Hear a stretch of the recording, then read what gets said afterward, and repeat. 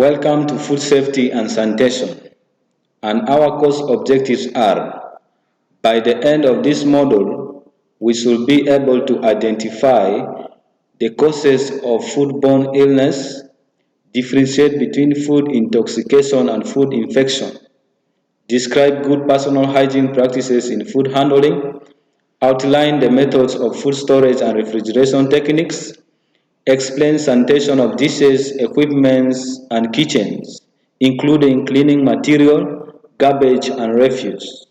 And also, by the end of this module, we should be able to describe the techniques of maintaining safe work environment. So, in this module, our first topic is Introduction to Food Safety and Sanitation. Food safety and sanitation is an important issue for us all, and it is an important goal for all the nutritionists and many in public health careers, because many people across the globe suffer from foodborne illnesses resulting from the food they eat every day. They suffer from these foodborne illnesses because the food they are eating contains a lot of dangerous microorganisms and toxic chemicals. And yet these foodborne illnesses are preventable with proper food handling and attention to good practices and hygiene. Therefore, in this topic, we are going to discuss the concepts and terms associated with food safety and sanitation. We shall discuss about hazards, food hazards and their types, risk assessment, methods of food safety management, importance of food safety, main steps involved in meeting food safety requirements, and also we will discuss about the 5 keys to food safety. Without wasting time, let's start by discussing the concepts and terms associated with food safety and sanitation. And the first definition that we are going to discuss is food safety and sanitation. Food safety is the assurance that food will not cause harm or disease to the consumer when it is prepared and or eaten according to its intended use. This definition reminds us that whenever we are dealing with food or handling food at any stage of the food supply chain, that is, during production, harvest, post-harvest, packaging, transportation, storage, processing, distribution, and consumption, we should deal with the food or handle the food in a way that the food will not cause harm or disease to the consumer. And this is the dream of most of the nutritionists, especially the food technologists, the food scientists, and food business operators. Because if this is not taken care of, then the food will lose its meaning or its functions in the human body, and therefore it will not be able to do its intended use in our body. And we can ensure that, or be sure that, the food we are handling or dealing with will not cause harm or disease to the consumer in various ways. One way is by limiting the presence of food hazards. Food hazards, these are biological agents, chemical agents, and physical agents, which when consumed together with food can cause adverse health effects to the human body. This is because these food hazards have got that potential or ability to do so. So by limiting or eliminating food hazards in our food, we are making the food safe because the food will not be in position of causing injuries, harms, or diseases, or adverse health effects to us after when we consume them, and hence we shall live a healthy life. That is why food safety can also be defined as the process of limiting the presence of food hazards, whether chronic or acute, that may make food injurious to the consumer's health. And also, the other way of ensuring that the food we are eating or handling or dealing with will not cause harm or diseases to us is by reducing harmful impact of foodborne illnesses through maintaining hygiene and sanitation. This is a very important because when we are dealing with food or handling food and we maintain hygiene and sanitation during that process, we are preventing microorganisms from getting into contact with the food we are dealing with or handling or consuming. And also at the same time, we are preventing the microorganisms from getting entry into these foods. And if this is done, that means our food will be free from microorganisms, and hence the food will be safe. And when we eat them, we shall not be able to, we shall not suffer from harm, injuries, or diseases. That's why we can also define food safety as the process of reducing harmful impact of foodborne illnesses through maintaining hygiene, sanitation, and this has to be maintained during all the stages or at any stage of the food supply chain, starting from production across all the stages up to consumer. Also, we can ensure that the food we are eating will not cause harm or diseases to us by producing, handling, storing, and preparing food in a manner that prevents infections or diseases, and also in a manner that retains enough, that the food will retain enough nutrients for a healthy diet. So the other way of defining food safety, it means that we can also define food safety as the process of producing, handling, storing, and preparing food in a manner that prevents infection or diseases and retains enough nutrients for a healthy diet. So when do we say that the food is unsafe or a food is unsafe for human consumption? Unsafe food is the one which has been exposed to dirt, germs, and contamination. Because once that this happens, when we eat them, when we eat the food can cause adverse health effect in our body. That's why I say it is safe when it is unsafe when it has been exposed to dirt, germs, and any other contaminant. We can also say a food is unsafe when the food has gone bad and is rotten, because when it has gone bad or rotten, that means there are a lot of characteristics which changes within the food, like the changes in flavor, smell, taste, and so on, and hence it makes it unsuitable or unacceptable for human consumption.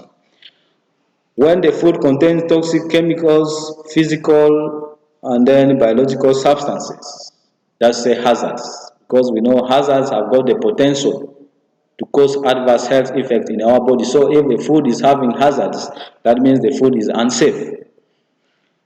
Unsafe food can harm the health of persons when eaten. Now, this tells us that whenever we are producing food, and if we want to produce the food in a safe way, we need to make sure that we promote good hygiene, and we always handle it in a good manner, following all the conditions and the preventive measures, hygienic measures, and so on. If we produce a safe food, consumers will be protected from hazards of foodborne illnesses, and also for the food business operators, producing food safe increases competitiveness in both the domestic and international market, because if you produce safe food, customers or consumers will build trust in you, and hence they will always be tempted to buy from you. But if you produce unsafe food, then you stand the chance of losing market, both at the domestic level and then at the international level. Eating unsafe food can make people very sick and can even cause diseases. That's why it can cause death. That's why we say it is fatal. So always producing safe food is the way to go. The next definition that we are going to discuss is food hygiene. Food hygiene refers to all conditions and measures necessary to ensure that safety and suitability of food at all stages of the food chain. What do we mean here? We mean that when we talk of food hygiene, we are looking at all those conditions or measures that we put in place to guide us whenever we are dealing or handling food, so that the food that we are dealing with or handling always remains safe and suitable. Safe in a way that it doesn't contain those hazards, and suitable in a way that it will be acceptable for human consumption. Because if it is suitable, that means it will not cause any harm, injury, or diseases, or adverse health effect in our body after consumption. And we are ensuring these conditions and measures necessary for the food safety and suitability at all stages of the food chain that we have mentioned before, starting from production up to consumption, that's say from farm to fork. Food hygiene is the responsible preparation and presentation of food by one, protecting food from food poisoning, bacteria, spoilage bacteria, and foreign objects. So what do we mean here? When we practice good hygiene, when we are dealing with food, we protect our food from microorganisms, from getting into contact with the microorganisms. And at the same time, we prevent the food from we prevent the food from being invaded by microorganisms or any other foreign object. Very, very important. Then also, food hygiene is very important because it prevents the growth and multiplication of microorganisms. Now, whenever we are dealing with food and we have failed to protect the food from getting into contact with the microorganism, or we have failed to prevent microorganism from entering into the food, that means when the microorganism is already in the food, there are two things we can do to make the food safe. One is by preventing the growth and multiplication of that microorganism that has get into the food. And once we do this, that means the microorganism will not be able to grow or multiply to a level that can cause harm or illness to the body or disease to the body. But if we don't prevent the growth and multiplication of this microorganism, it will multiply to an acceptable level that can cause adverse health effect in our body when we eat them together with the food. Then the other thing you can do is by properly or thoroughly cooking the food and properly processing the food. Because if we cook the food thoroughly or process it properly, the microorganisms that are present in the food will be killed. Next, food sanitation. This refers to all the hygienic measures taken to ensure that food served is wholesome and safe to drink. Self-explanatory. Food suitability, we are assuring that food is acceptable for human consumption according to its intended use, and food can be acceptable for human consumption when it is safe. Hygiene, the art and branch of science that deals with preservation of health, can preserve health through cleanliness. General cleanliness can be personal hygiene, so on. Sanitation refers to the hygienic measure of promoting health through prevention of human contact with hazardous waste. This hazardous waste can be from humans, it can be from other animals, it can be from the industries, and so on. And we always ensure that human beings does not get contact with these hazardous waste. Why? Because most of these hazardous waste have got dangerous microorganisms which can cause diseases to humans. So in sanitation, we are promoting health through prevention of human contact with these hazardous waste, okay? And we can do that by embracing hygienic measures. The next one is contamination. Contamination is simply the entry and multiplication of infectious agents into or onto food, water, equipment, or any other thing. So, for us in food sanitation and hygiene, food safety and sanitation, we are concerned about food, and therefore we shall be talking more on food contamination. So, in simple terms, you can say food contamination is the entry and multiplication of infectious agents into or onto food. Shall talk about this later. Shortly. Microorganisms.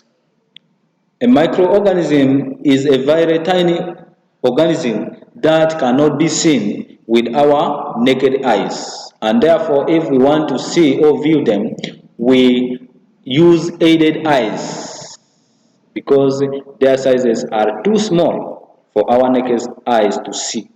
And we can aid our eyes using instruments like the microscope. Examples of these microorganisms are bacteria, fungi, protozoa, and so on. Groom.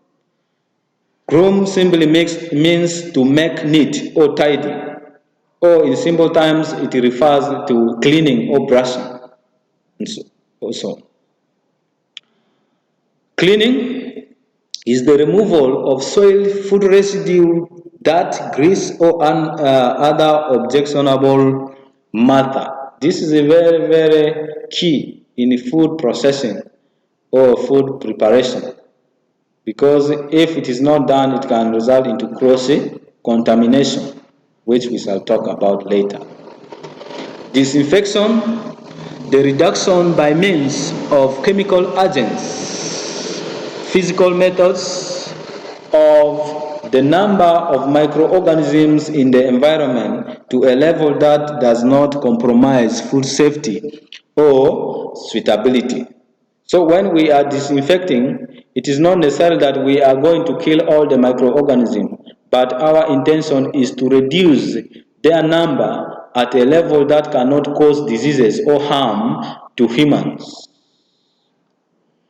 And in food safety, we are doing disinfection in order to limit the number of microorganisms at a level that they don't cause or compromise food safety and food suitability. Food contamination. Food contamination is the introduction or occurrence of a contaminant in food or food environment. A contaminant is a biological agent, chemical agent, foreign matter, or other substances not intentionally added to food, which may compromise food safety and suitability. So, in other words, we can say uh, food contamination is the introduction or occurrence of a biological agent, chemical agent, foreign matter, or other substances not intentionally added to food. Not intentionally added to food. And these contaminants have got the ability of compromising the safety and suitability of food because some of these microorganisms, some of these agents or contaminants, they can cause diseases and some can cause injuries. The one which can cause diseases mostly are the biological agents and also the chemical agents. Then the foreign matter or any other substance, for them they cause injuries to us when we consume them together with the food. Okay. So it is very, very important we make sure that our foods are always free from contaminants. When food items are not handled or cooked safely, the disease-causing microorganisms such as bacteria, parasites, viruses result into food contamination. The disease-causing parasite produce toxin that may also lead to food intoxication. This is the reason as to why we say we have to always control or limit the growth and multiplication of microorganisms in food if we cannot prevent their entry or eliminate them at all. We have to limit their levels because if they grow and multiply at an acceptable level, they will be in position of producing toxins or chemicals. And once this is produced, it will result into what we call food intoxication, which result into foodborne illnesses and food poisoning. Also, pesticides and certain cleaning compounds can contaminate food. Common reasons for food contamination. Our food can get contaminated as a result of improper storing, handling, and preparation. Also, food contamination can result from unhygienic hands and fingernails. It can also result from poor personal hygiene habits, improper cleaned or sanitized utensil, contamination by pests and insects like flies, cockroaches, and so on. So this is a very, very important. You need to store your food in a good way, handle it in a good way, prepare it in a good manner, in a manner that it will not cause harm or diseases to humans. Wash your hands clean. That's why we say we have to wash our hands clean and also make sure our fingernails are always cut short so that they don't harbor microorganisms and other dirt. Always maintain personal hygiene. clean clothes. When you are sick, you don't enter into the kitchen, and so many others. Improperly clean or sanitize utensil, you have to clean your utensil very well, and also make sure you sanitize them, and always make sure that you wipe them using paper towels or cloth towels. Contamination by pests, and make sure your store is free from pests and insects. Types of food contamination, we have three of them, four. We have biological, chemical, physical, and cross contamination. The first three are named depending on the agent which causes the contamination. Like biological contamination is simply caused by living organisms.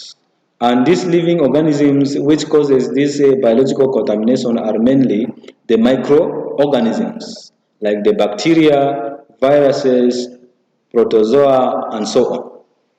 Chemical contamination is of food. Chemical contamination of food is mainly caused by chemicals.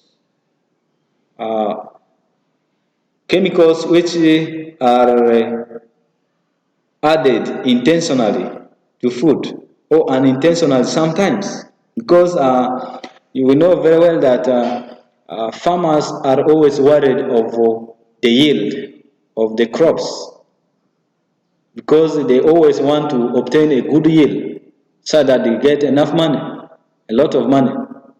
And because of that, they are always tempted to use fertilizers, pesticides, weed inhibitors, growth regulators, and so on. And in the process, when the residues of these chemicals accumulates to an acceptable level, and when we eat them together with food, it causes adverse health effects to us. And that's why we now refer to them as contaminants. They contaminate the food, make the food unsafe for us to eat. And this contamination mostly takes place during production and post-harvest, because after post-harvest, the food has to be preserved so that it can stay for a longer period of time, and we use chemicals. Physical contamination. Here the contamination is caused by harmful objects.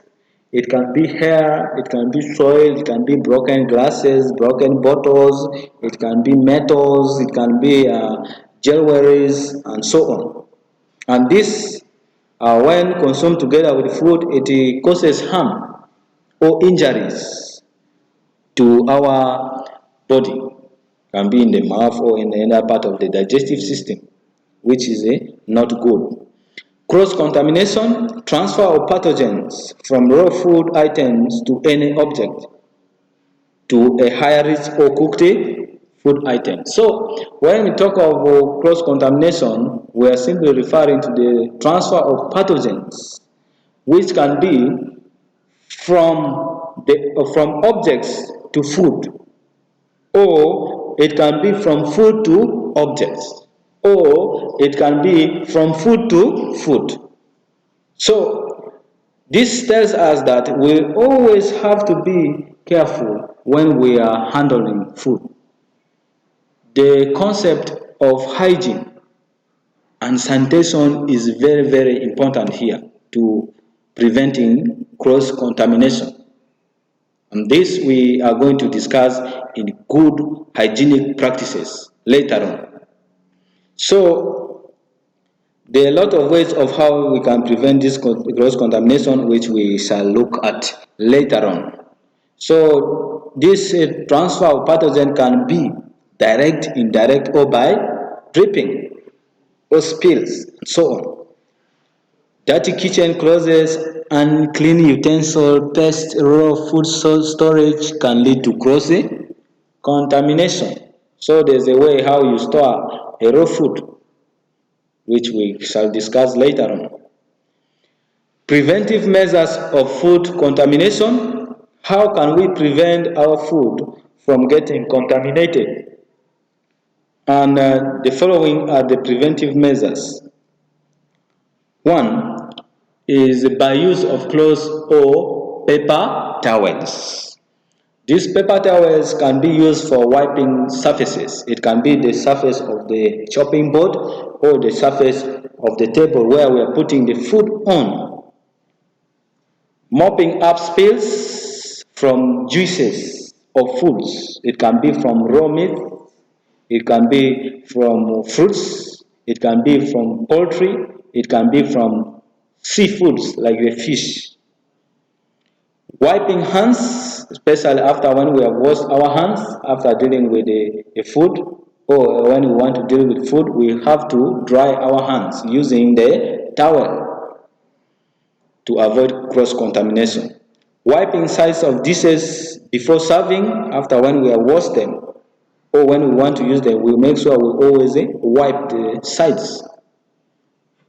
Drying ingredients so that they are dry to avoid cross-contamination. Then our next preventive measure is segregate, separate and store. What are we segregating?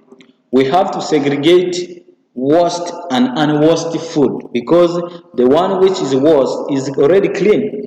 Then the one which is unwashed is dirty and may even contain microorganisms or other objects. So when we mix them, we are promoting cross contamination. Separate raw and cooked food because cooked food is ready for consumption and raw food is not yet ready for consumption. You might have brought it from the market, it has been in the store, and so on. So maybe it has microorganisms, dust, and other objects. So when you mix them, cross contamination will definitely occur. Ready to eat food must be kept above raw food. Keep food covered, keep food equipment in good condition and sanitize before using. We know the use of sanitizing kill microorganisms or reduce their number, but mainly it's dealt with killing. Sanitize the probe thermometer before and after use. Probe thermometer, this is a pointed metal thermometer. This is a thermometer which has got a pointed tip and it has a metal at the tip which can be inserted in food to measure the temperature of food. And this is very important because it helps us to monitor the temperature of food, and monitoring the temperature of food is very important because it will help us to store it. Because we know food which has got a temperature above 60 degrees Celsius is very hard to be invaded by microorganisms. But if the temperature is lower than that or below that, then microorganism can easily enter into the food and multiply. Do not keep carton boxes in food areas. Storage, fast in, fast out. Fast expiry, fast out. What does this mean? In your store, you may have food items or food products which you have stored. So whenever you want to pick food items or food products from the store, always you should pick out the ones which you have stored first. First. You pick the one which you have stored first. Then the ones which you have stored of recent, you let them wait. This is very, very important. It is very self-explanatory because the one which has been stored fast will get spoiled faster. Fast expiry, fast out.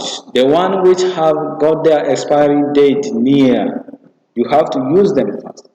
Because we know once a food product or a food has got expired, that means it has lost all the necessary nutrients.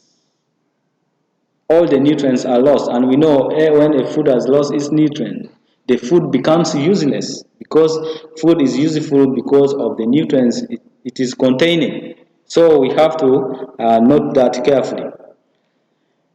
Label the food production, expiry, and defrosting start day. You have to label so that this one here will help you to know how to use the foods. Which one should I use first, and then which one should I use last? Do not serve the food past the shelf life of food. Now, this one is telling us that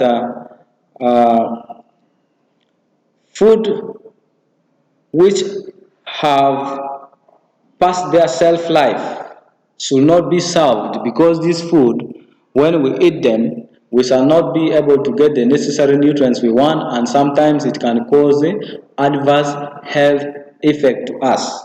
Because once it has passed its shelf life, that means it is and has now expired, and therefore we need to discard them instead of eating them. Pest control. Pests are living creature that lives in or on food for food, shelter, and warmth. Examples: rats, mice, birds, ants, insects like cockroach and flies, and so on. How will you know that your store is having pests? One, when you get or when you find you find out that in your food there is a larva or eggs of pests. These eggs may be alive or dead ones. Droppings, nests, and webbings of pests. Then you would say, there are pests here in my store. Damages including bite marks, holes in the boxes, spillage adjacent to sacks of food, unusual smells. The smell of the store changes, the smell of the food changes. The loss of small amounts of food. The food reduced in a number because the pests are consuming. Effective pest control. So it is essential to keep pests out of food premises and prevent them from spreading harmful microorganisms. And we can do this by checking our kitchen and stores regularly for signs of pests, which we have already talked about here. You check your kitchen and store for the sign of pests, so that you will know what to do in case you find out that your store or kitchen is having pests. Check deliverables thoroughly for signs of pests. So when you are being brought a food, before you put the food in the store, you need to check it first, whether it is not having pests or it's having. So that if it is having pests, you leave it, because if you again take the food which is having pests, then the rest of the food in the store will also definitely be invaded or infested with those pests. So you need to check it thoroughly, so that if it is having pests, you don't put in your store. Do not accept a delivery if it shows signs of pests, such as a guanide packaging or insects. Keep external areas tidy and free from weeds. So around your store, you should make sure that it is clean, because if it is not clean, it is going to harbor the pests. So you have to take note of that. And then another important aspect or concept or term in food safety and sanitation is quality in food, or simply you can say food quality. And food quality is a complex characteristics of foods that determines its value and acceptability by consumer. When you go to the market to buy food items, as a buyer, there are a lot of things which comes into your mind. you consider a lot of qualities because you know what you want. And these qualities varies from one individual to another.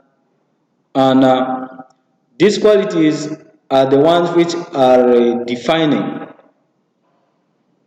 what you want. And there are a lot of measurements that you put in place. And these measurements can include the purity, flavor, aroma, color, maturity, safety, wholesomeness, nutrition, or any other attribute or characteristics of the food product that you want. And once that food product or food item is having these qualities or these measurements that are of your choice, you are going to buy that product. And that's why this food quality is very, very, very, very important for food business operators, the food technologists, and then the food scientists. They have to always put in their mind what are the qualities the customers need, because if you meet their measurements, they are most likely going to buy your food products. So when we talk of food quality, we are simply meaning the characteristics of food that determines its value and acceptability by consumers. Can be in terms of packaging materials and so on, and so many of these uh, measurements. Nutrition, like nutrition, is the food product having the nutrients that is of the choice of the customers. Is the food safe? Because a customer cannot buy unsafe food, because the customer will know that definitely he or she will get foodborne illnesses or diseases, and then she will be likely to suffer from adverse health effects. So always having the food quality in your mind is very, very, very important in food. So food safety and food quality are among essential consumer requirements, with other important requirements like plant and animal health, packaging, labeling. And these requirements are classified among technical, economic, and sustainability related areas.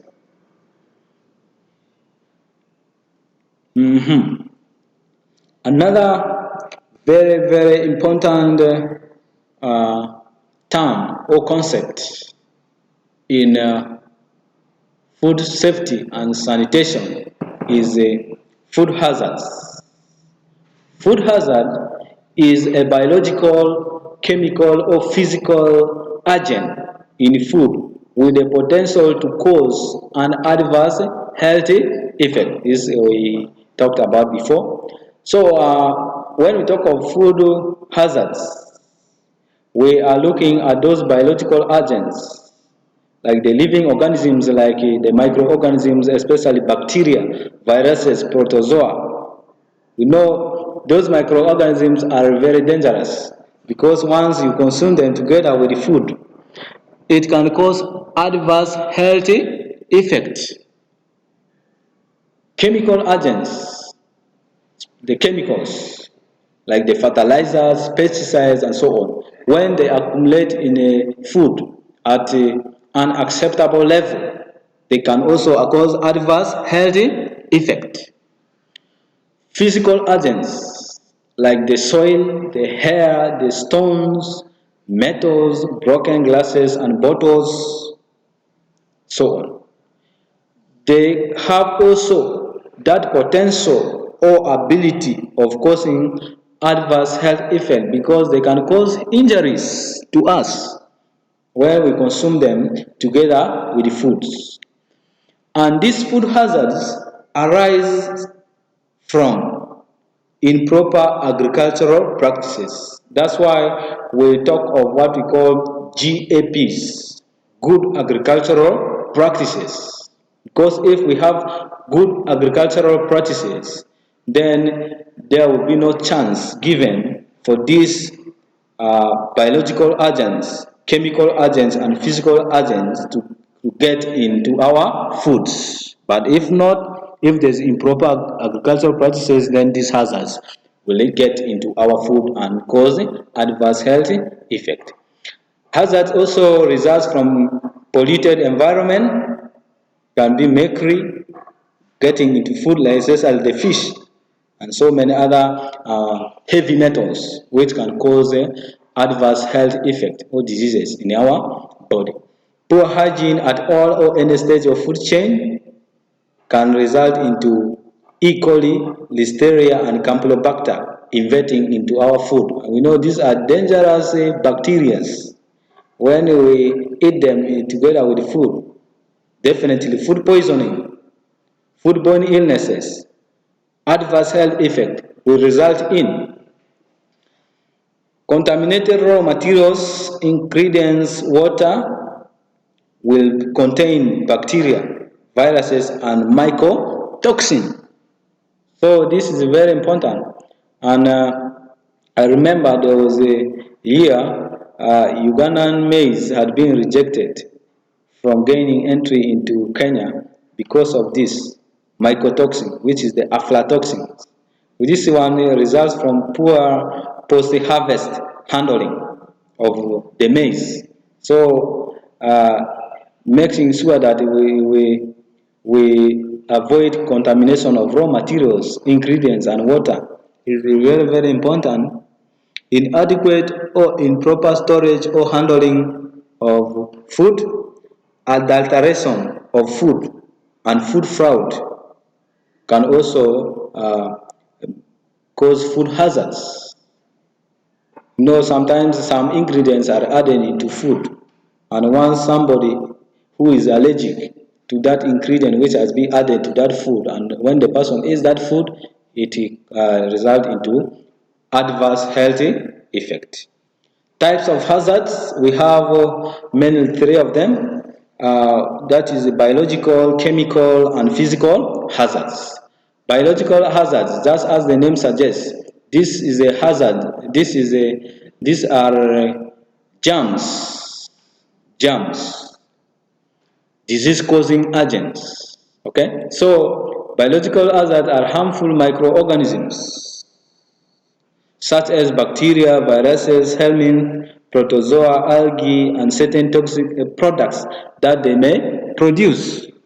So once a food is having these microorganisms, then the food is unsafe for us to consume, because when we consume them, diseases, harm, and then adverse health effect will result in. So and also, that's why we say the level of this microorganism will have to always be limited, so that they cannot accumulate or grow or multiply at a level that they will be in position of producing toxins in our body, so that our food will not be intoxicated. Examples of this toxin released by the germs or pathogens released by these microorganisms are the Salmonella, E. coli, Listeria, Yersinia, Clostridium, then Staphylococcus. Chemical hazards, these are poisons, because these are mainly the chemicals like the fertilizers, pesticides, weed inhibitors, growth regulators, added intentionally during production, waxes during post-harvest, the residue of which are beyond safe or acceptable limits. So this is what we have been discussing about chemical contamination. Said once the level of these chemicals have reached to an acceptable level in the food, then the food becomes unsafe or unsuitable for consumption. Physical hazards, these are objects like pieces of metal, glass, plastic, wood, personal items. We have the nails, the hair, machinery, and equipments. And then these are also dangerous because we call them hazard, because when we eat them together with food, they can cause injuries to us. Another important term that we need to know is risk. Risk is the probability of a hazard occurring, a probability of hazard occurring. And as nutritionists, as food scientists, or as food technologists, or as food business operators, we always have to keep this in mind, that there's always a risk of a hazard occurring in the food that we are handling or dealing with. If we have this in our mind, that means we shall always think of food safety and sanitation, and hence we shall keep our food always safe, free of hazards, and hence we shall be in position of promoting good health. This also means that this is simply the chances or likelihood of a hazard occurring. Since food will always present some minimal risk, the approach used is to minimize the hazard and risk to a safe and acceptable level. What do we mean here?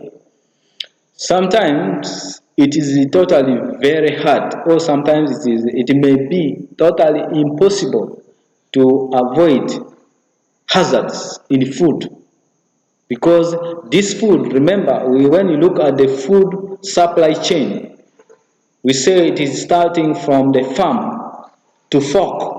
That means it involves a series of stages, starting from production, harvest, post-harvest, packaging, transportation, storage, processing, distribution, up to the consumer.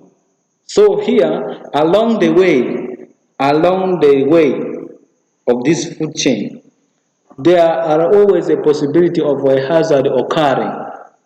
So what do we do then? Our focus should be always in minimizing or reducing the amount or the level of these hazards in the food that we are handling or dealing with, so that the hazards should not accumulate or be in the food at a level that it will cause adverse health effect in our body. And by doing that, the food will remain safe even if it is having hazard, because the hazards are at a minimal level, at an acceptable level, that it is not in position of causing diseases, food poisoning, and adverse health effect to us, and hence the food will be safe. Hazard analysis process involving analysis of potential hazard within any given operation. So I'll discuss more about this later. Hazard analysis and critical control point, a management system involving several clearly defined steps designed to reduce or eliminate the chances of hazard occurring. Also, we shall talk more about this later. This is a very important, very important. We are going to look at it later on. So food safety starts from farm.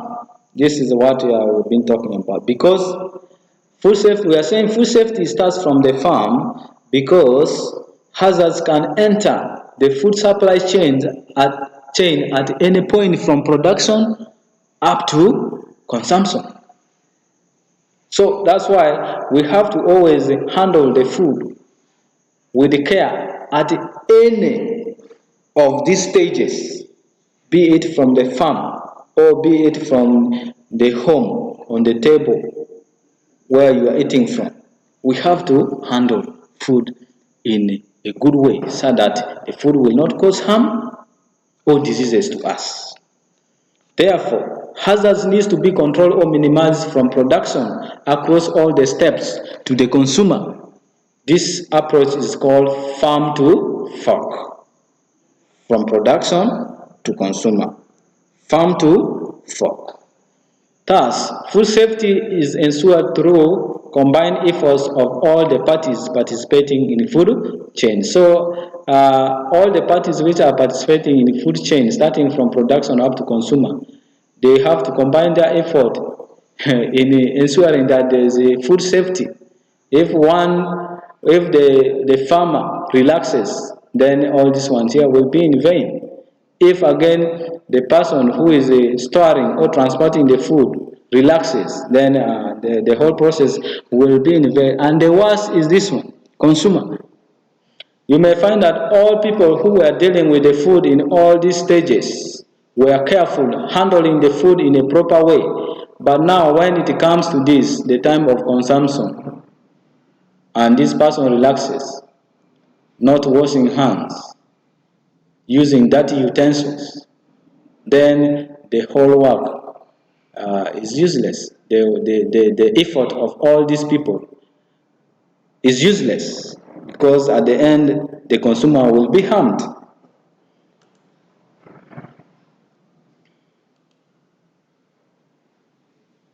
Managing hazards. Managing hazards. There are 5 main steps in managing hazards, which we are going to discuss more into details when we start be looking at hazard analysis, more especially the HASP. But quick one, when we are managing hazards, there are 5 steps which we follow. The first one is hazard identification. This is the identification of biological, chemical, physical agents capable of causing adverse health effects and which may present in a particular food. So the first step is when you are managing hazard, the first thing you need to find out whether the food is having hazards or not. Okay? Hazards which can cause adverse health effects or not. After this, then you move to the next step, which is a hazard analysis. After finding out that there is a hazard here in the food, you go ahead and analyze the hazard. Each hazard has to be analyzed along the source. What is the source of that hazard? What can go wrong when this hazard is left in the food here, in the food? How did it enter and when? And then understanding the condition that may cause the hazard to be present or increase in their number, very important. You have to understand the condition which will favor the increase in the number of these hazards, because we say we always want to minimize the number of these hazards so that they are at a level which will not cause adverse health effect to us. So this is what happens in the next step. Then the third steps, the third step is hazard characterization, the qualitative or quantitative evaluation of the nature of the adverse health effects. We have found out there's a hazard here. We know the source of this hazard. We know the conditions that will favor the increase or multiplication of this hazard in the food. So the next one, we have to characterize it. We are going to characterize it by evaluating the nature of the adverse health effect that this hazard will cause, so that we weigh. If the adverse health effect is not going to be so serious, then we can maybe relax a bit. But if it is going to cause severe adverse health effect, then definitely we have to look for ways of either eliminating this hazard at all or limiting its level. Risk characterization, the qualitative or quantitative estimation of probability of occurrence and severity of adverse health effect. The qualitative and quantitative estimation of the probability of the occurrence and severity of the adverse health effect. So now we know that this hazard which we have found here is going to cause adverse health effect. Then we have to look at the chances or the likelihood of these adverse health effects, whether it is going to be severe or not, so that we can take action. Then the last step is control measures. We have to come up with a control measures. which are the necessary actions identified and implemented to reduce or eliminate the hazards. So for you to come up to this, you need to know this very well, because it is this that will make you to come up with a control measure. And in a control measure, there are two things which happen: either to reduce the hazard or to eliminate the hazard at all, depending on what you have got here. If the effect is going to be severe, that means we have to eliminate. If it is not going to be so severe, we can reduce. So this is what we are supposed to look at in this our first lecture, and I thank you so much for your audience, and then we catch up in our next lecture. Thank you.